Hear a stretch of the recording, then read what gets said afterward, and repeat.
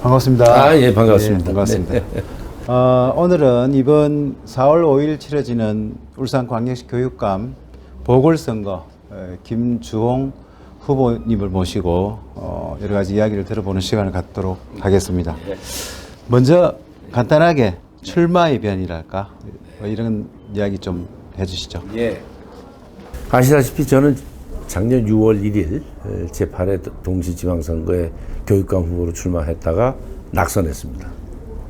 그 이후에 사실은 뭐 여러 가지 전교조로부터 고발도 당하고 해서 조금 심정적으로 불안정한 상태였는데, 그럼에도 불구하고 하여튼 울산의 교육에 대해서 제가 계속 관심을 가지고 있었고, 그러다가 12월 8일 날 전임 교육감님이 그 지병으로 세상을 떠나시게 되고, 저도 모르는 사이에 이제 보궐선거 국면이 됐는데, 저는 그렇습니다. 평생을 교육에 몸바쳐 왔고, 제 직업은 교육하고 연구밖에 없습니다.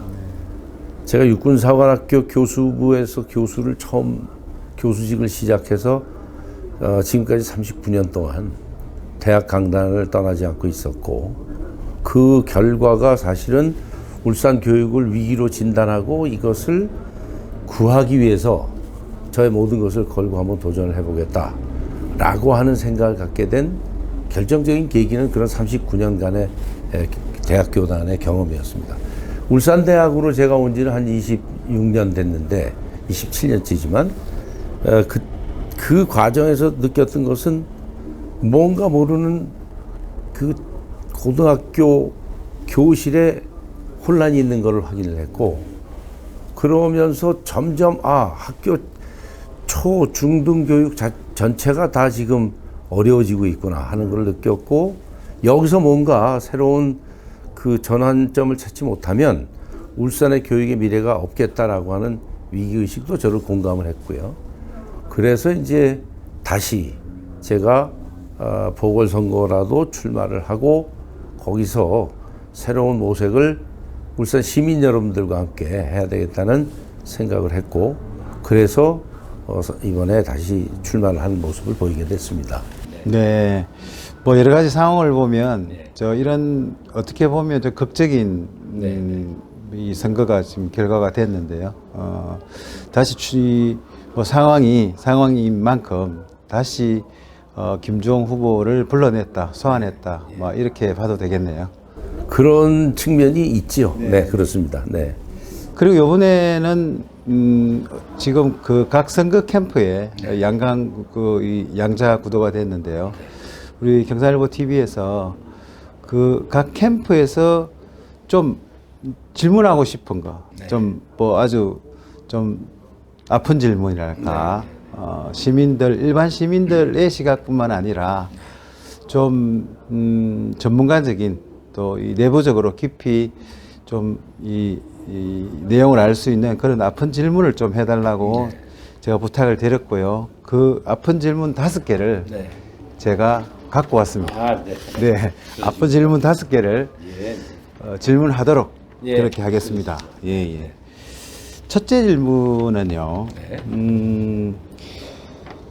작년 선거에서 낙선의 평가를 받았는데 다시 출마한 이유가 무엇인지, 또 그리고 그때의 낙선의 가장 큰 이유가 무엇인지를 좀 물어봐달라.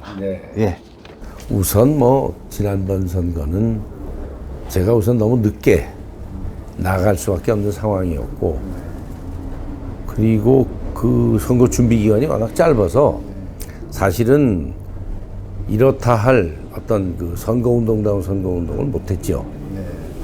더구나 중간에 단일화 얘기가 있어가지고, 제가 출마했을 때가 선거를 한 53일 남겨놓고 있을 때였는데, 그 중에 35일을 단일화를 위해서 쓰느라고 사실은 제대로 된 선거운동을 못했었습니다. 근데 이번에는 선거를 끝낸 지 불과 한 6개월여 만에 다시 보궐선거 국면으로 들어갔고, 또 많은 분들께서 저한테 제 일성이 어떻게 할 거냐, 출마해야 되지 않느냐, 그렇게 권하는 분들이 워낙 많으셨고요. 두 번째는 그 지난번 선거에 제가 패배하면서 사실은 많은 부분이 제가 원래 학력 증진과 그리고 그 학생들의 그 인성 함양 그리고 학교 교육의 정상화, 교육의 정상화를 교실의 정상화를 하기 위한 그런 부상을 많이 밝혔습니다만 그때 시민 여러분들을 설득시키는데 좀 힘이 많이 부족했었고요. 그러나 이번에는 제가 어느 정도 준비도 됐고 인지도 면에서도 작년에 비해서 훨씬 더 많이 강화돼 있고 또 정책적인 분야에 있어서도 윤석열 정부가 들어오면서 뭔가 이렇게 교육의 방향이 제가 제시했던 그런 방향과 그 방향이 거의 일치하고 있다고 생각이 돼서 그렇다면 울산의 교육도 새롭게 다시 세우고 또 국가 교육의 어떤 그 전환기 이것을 슬기롭게 받아들이면서 울산의 교육을 접목시켜서 더욱더 발전시킬 수 있는 어떤 계기를 제가 마련해 드릴 수 있지 않을까 이런 자신감과 기대를 가지고 출마하게 됐습니다. 우선 그 직전 선거에서 본선에 쏟아부어야 되는 이런 역량들을 후보 단일화에서 굉장히 많이 전력을 쏟아부었고 그러니까 기간이 짧았다.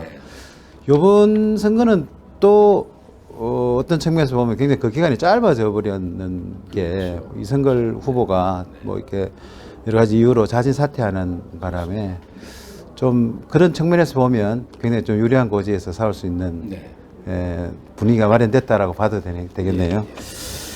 자, 그러면 두 번째 문제입니다. 질문입니다. 자, 김종의 10가지 약속이라고 이제 선거 공보물에도 나와 있는데요. 그 중에서 이제 그 대표 공약, 그 중에 10가지 약속 중에 대표 공약을 말씀해 주시고 그 대표 공약이 왜 대표 공약이 됐는지에 대해서 설명 좀 해주시면 고맙겠습니다. 사실 이제 대표 공약이라고 하면 뭐 한마디로 이렇게 딱 집약해서 이제 말씀드려야 되는데 이게 보시면 대부분 학생들에게 많이 예산도 들여서 뭔가를 학생들에게 제공하고 베풀고 그리고 이걸 통해서 학생들이 먼 미래를 준비하는 그런 노정에 많은 도움을 주자 이런 정신이 반영되어 있습니다. 근데 기본 철학은 뭐냐면 영재가 아닌 학생은 없다는 겁니다. 모든 학생이 다 영재의 가능성을 갖고 있다. 그런데 인간의 능력은 정말 오묘해서 4살 때 모차르트처럼 작곡도 하고 피아노를 환상적으로 치는 사람이 있는가 하면 어떤 사람은 40살 정도 됐을 때 정말 화려한 이런 그 인생의 업적을 이루는 경우가 많이 있습니다. 그리고 그 분야도 다르고 그 소질이 발현되는 속도도 다르고 이렇게 제각각 있는 이런 소질과 능력과 또 어떤 가능성에 대해서 과거에는 산업화 시대에는 인재를 찍어서 산업 현장에 공급을 해야 되기 때문에 획일적 잣대를 들이대는데 이제 그럴 수가 없거든요.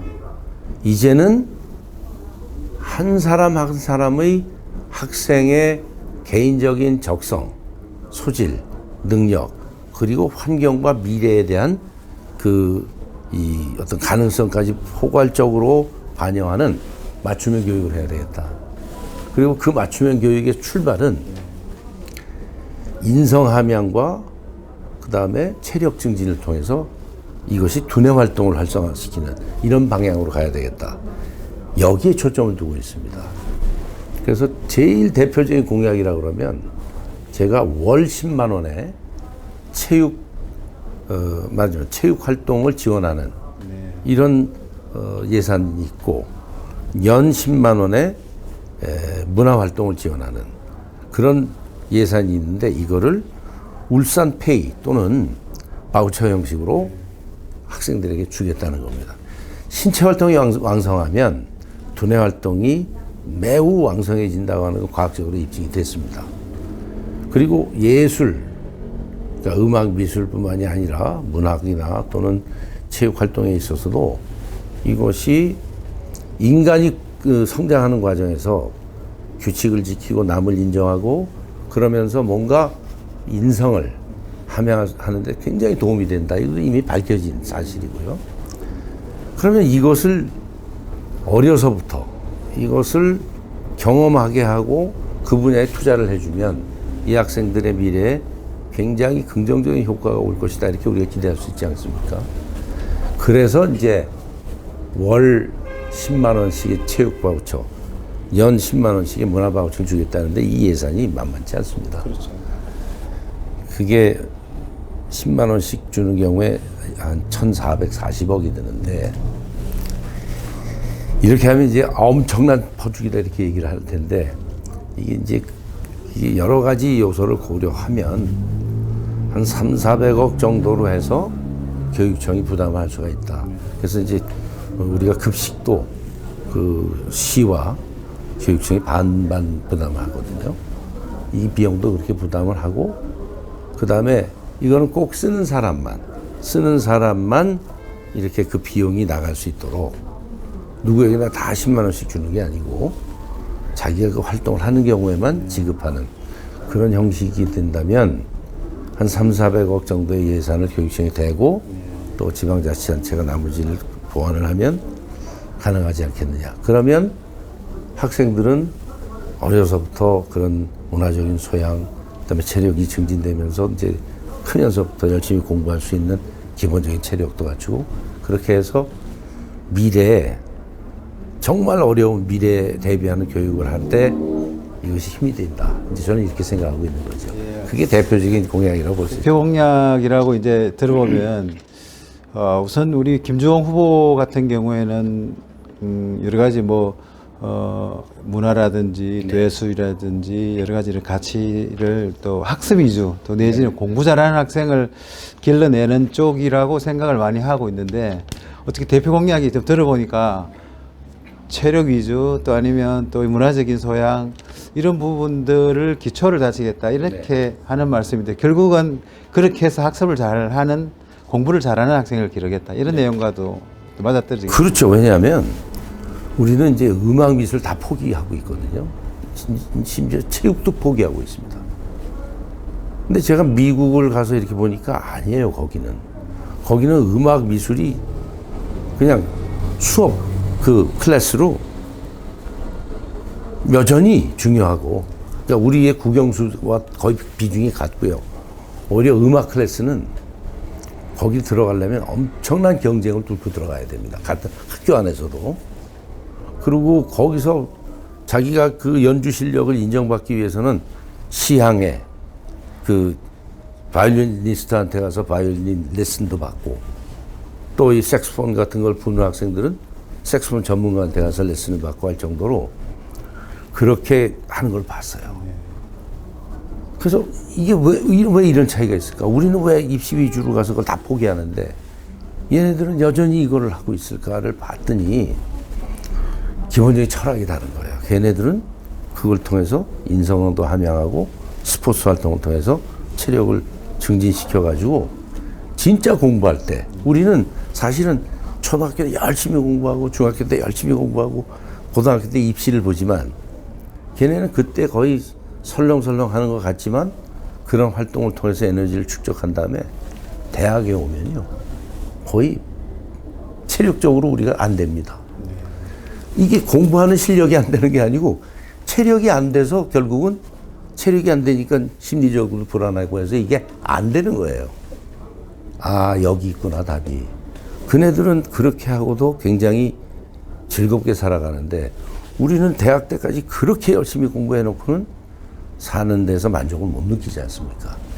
100세까지 사는 세상을 즐겁고 만족스럽게 살 수 있으려면 그런 소양들이 풍부해야 되고 거기서 얻는 인성의 함양이라는 게 결국 우리 사회를 이렇게 보다도 한 단계 높은 그런 가치의 세계로 인도할 것이다.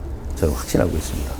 어찌 보면은 우리 김주홍 후보가 교육감이 되신다면 네. 정말 학생들 공부만 열심히 시켜가지고 빡시게 공부시키는 그런 교육감이 될 줄 알고 걱정을 많이 할 것 같은데 뭐 일면 들어보니까 오히려 뭐 그런 쪽보다는 그런 쪽도 물론 중요하겠지만 또 보면 또 그렇지 않는다라고 하는 생각도 지금 알 수가 있겠네요. 그래서 김종의 10가지 약속을 보면 그런 내용들 우리가 말하는 꿈키움 학력정진센터라든지 여러 가지 이게 뭐 두 번째 공약이 있지만 그냥 공부만 하는 학생으로 키우지 않겠다라는 말씀으로 들어도 되겠습니다. 자, 그럼 세 번째 질문으로 넘어가 보도록 하겠습니다. 세 번째 질문은 우리가 말하는 보수교육감이라고 뭐 이렇게 좀 이게 이름을 지을 수 있을지는 모르겠습니다만 지금 보수교육감님에 대한 지난 역대 보수교육감 지금 뭐 영어의 몸이 돼 가지고 계신 분도 계시지만 보수교육감의 평가를 본다면 어떻게 지금 볼 수 있을까? 아마 이 질문은 저쪽 캠프에서 노키 교육감이 세웠던 여러 가지 이런 그 성적표를 가지고 아마 질문을 한 것 같은데요. 지금의 역대 보수 교육감의 평가를 한다면 어떻게 할 수 있을까요? 글쎄요. 근데 보수 교육감이라고 해서 이제 그거를 그냥 통칭해서 그렇게 평가를 하기는 좀 어렵다고 저는 생각을 하고요. 그 나름의 어떤 이 한계들이 있었습니다. 제가 이렇게 보기에. 근데 이제 어떤 분이라고 제가 지명해서 얘기는 안 하겠지만 보수 교육감이 문제가 아니고 이 지역사회와 유착되어 있는 그런 그 교육청의 구조 또 교육감이 가지고 있는 어떤 역할의 어떤 특수성 이런 것들이 크게 작용을 하고 있었죠. 그래서 이 정당이 있는 정치권은 그것들을 자기들의 시각에서 이렇게 거릅니다. 교육감은 그렇지 않거든요. 그냥 나오고 싶은 사람 다 나와서 그냥 어떻게 보면 4분 오열되는 이런 그 국면을 보이는데 그래서 이제 그게 어떤 개인의 어떤 그런 이 가치관이나 또는 그 업적에 따라서 달라지는 게 아니고 그 사회의 어떤 제도와 분위기 여기에 크게 영향을 받는다고 봅니다. 지난 교육감이 그런 뭐 청렴도 최고의 청렴도 그리고 이제 얘기했지만 저는 그 부분을 객관적으로 보면 3등급이었거든요. 청렴도가 3등급이었어요. 2등급이 5개 시도. 그 다음에 1등급은 없고 3등급에 9개 시도가 있었습니다. 그래서 제가 그게 어떻게 최고의 청렴도냐, 말이 안 되지 않느냐고 비판을 했지요. 그런데 여러 가지 이유를 대면서 측정하는 방법이 다양하다 이런 얘기를 하는데 객관적인 데이터는 그렇습니다. 그래서 청렴이라는 게 물론 그 이전에 워낙 전전임 교육감님이 영어의 몸이 되고 그런 충격 때문에 그렇게 얘기할 수는 있지만 근데 꼭 그런 것만은 아닌 것 같고 그러면 진보 교육감은 청렴했냐? 데이터가 대단히 적죠. 4년, 5년 그 시기인데 그렇지만 인사에 있어서 굉장히 무리한 수가 많았다. 이거는 이미 다 나와 있지 않습니까? 그리고 또 자신이 말하자면 편향된 어떤 이념의 궤를 같이 하는 그런 사람들을 중심으로 교육청과 교육계를 운영했다. 이것도 피할 수 없는 사실이고요. 그 다음에 학생들한테 제대로 공부할 수 있는 분위기를 안 만들어줘서 결국 그것 때문에 많은 분들이 그게 오해라고 그러는데 그 오해는 아니었습니다. 저도 다 데이터가 있는데 학력이 떨어지고 있다고 학부모들이 걱정을 하고 계세요. 그런 것들이 종합적으로 평가가 돼야지 그냥 청렴도다 그럴 때 상대적으로 어떤 절대적인 기준이 아니라 상대적으로 이렇게 얘기하는 건 잘못이다 이렇게 보고 제가 교육감이 되면 제 이전에 어떤 교육감보다도 청렴한 그런 이 행정을 통해서 정의를 구현하고 공정한 그런 교육청을 만들겠습니다. 보수 교육감에 대한 평가는 뭐 시대적인 상황, 네, 시대적인 상황이나 또 아니면 그 지역, 데이터가 지역 사회, 지역 사회, 네, 지역 사회와의 그 유착의 정도가 그 청렴하지 못한 카르텔이 있다라고 네, 그렇죠. 예. 이제 말씀하시는 건데. 그렇죠. 네, 그건 분명합니다. 네, 그 부분은 우리 김종 교육감 후보님이 교육감 된다면 다 끊어내겠다. 그렇죠. 네. 그 실질적인 청렴도가 네. 1등으로 만들겠다. 네, 네. 그렇게. 그런 말씀이네. 네. 예. 그러면 네 번째 네. 질문입니다. 여기서 뭐 또 계속 연관되는 질문이긴 합니다만, 그러면 우리가 그 노키 전 교육감의 정책 중에 네. 개성할 정책이 있다면 무엇인지, 또 그 내용은 뭔가 하면 이게 이제 교육감의 그 뭐 지금 전국 거기에서 뭐 교육감 직무 수행 평가 일이라든지 이런 부분을 계속 해왔는 것과 관련된 질문 같은데요. 그러니까 노키 전 교육감의 정책 중에 개성할 정책이 있다면, 김종원 교육감이 됐을 때, 이 부분을 개성하고 싶다. 개성이라는 말보다는 네. 연속성? 예, 연속성을 보장할 필요가 있는 것이다 하는 게 뭐냐면, 그 예산이 투입되는 사업들의 경우 이것을 하루아침에 없앨 수 없습니다. 예산이라고 하는 게 그냥 올해 넣었다가 내년에 없애고 이럴 수가 없거든요. 그게 교육복지가 그렇습니다. 교육복지. 그럼 교육복지에 관련되는 부분에 관해서는 시민 여러분들이 원하고 계세요. 제가 그걸 확인했기 때문에. 그리고 또 그런 복지적인 차원의 재원은 그게 하루아침에 없어지지 않습니다. 그 누가 후임 교육감이 되더라도. 그래서 그거는 유지돼야 되는 게 맞다 이렇게 보고요. 더구나 이 코로나 뭐 이런 시국에 재난이라고 하는 국가 이 위기 상황에서 이 교육복지가 강화될 수밖에 없었던 점 제가 인정을 합니다. 다만 이거를 그냥 국가 중앙정부도 하고 또 이 시정부도 하고 또 교육청마저 10만 원씩 3번 나눠서 422억을 갖다가 나눠줬다 이러면 그거는 상당한 무리가 있는 그런 정책이었다. 저는 그렇게 보는 거죠. 그리고 또 그 정책들 중에 제가 이건 계승하지 못하겠다 하는 것이 그런 겁니다. 좀 특정 이념 편향적인 그런 교육들, 포괄적 성교육이라든가 또 민주시민교육, 그건 자유민주주의에서 자유가 없는 그런 민주하고 똑같은 그 개념을 교육하는 내용이라고 저는 보고 있고요. 그 다음에 또 노동과 인권과 연계된 이런 그 교육 집중 이수제 이런 것들인데, 그런 것들은 우리가 이 사회에 대해서 긍정적인 생각을 갖는데 굉장히 부정적인 영향을 미쳐요.